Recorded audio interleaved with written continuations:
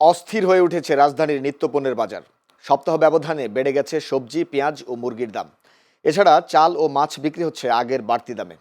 সকালে রাজধানীর রামপুরা ও কাউরান বাজার সহ বেশ কয়েকটি বাজার ঘুরে এমন চিত্র দেখা গেছে। ডিমের দাম বেড়ে ডজন প্রতি বিক্রি হচ্ছে ১৪৫ টাকায়। পাড়া মহল্লায় দাম আরও বেশি। এছাড়া বৃষ্টির অজুহাতে সবজির বাজারও চড়া। পাইকারি পর্যায়ে পেঁয়াজের দাম বেড়ে যাওয়ায় খুচরা বাজারেও বেশি দামে বিক্রি হচ্ছে। ব্রয়লার মুরগি ও সোনালী মুরগির দাম বৃদ্ধি পেয়েছে। তবে সপ্তাহ ব্যবধানে গরু ও খাসির মাংসের দামে তেমন পরিবর্তন হয়নি। বিক্রেতারা বলছেন, অতিবৃষ্টিতে ফসল নষ্ট হওয়ার পাশাপাশি সরবরাহ ব্যবস্থায় ব্যাঘাত ঘটায় দাম বৃদ্ধি পাচ্ছে। বাজারে অজস্র তরকারি আছে, থাকার পরও এত দাম। এর কেন এটা হচ্ছে, এটার বিষয়ে সরকার কর্তৃপক্ষ দেখা দরকার। যে আগে আমাদের মধ্যে অনেক দাম কম ছিল, ৬০ টাকা, ৩০ টাকা, ৫০ টাকা, এখন সেই ১২০ টাকা, ১৩০ টাকা। অস্বস্তি এখন সব সহ্য হয়ে গেছে, কিছু করার নাই।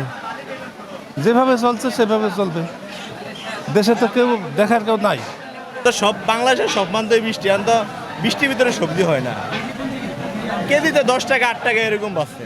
যেমন আগে যেটা ৬০ ছিল এখন এটা ৭০ হয়েছে, এরকম একবার আহামরি বেশি না, কেজিতে ১০ টাকা বাড়তেই পারে। বিশেষ করে চালের দাম আজকে ১ মাস একই অবস্থায় আছে, তবে ওই পেঁয়াজের দাম অতিরিক্ত হয়ে গেছে, ৮০ থেকে ৮৫।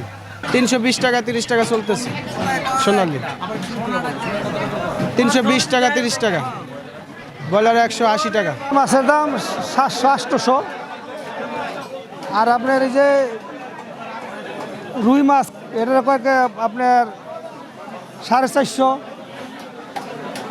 আর অন্য অন্য মাছ আছে মনে করেন যে আপনার এই যে পুঁটি মাছ, তারপরে ট্যাংরা মাছ ৮০০। একটু ঊর্ধ্বগতি আছে।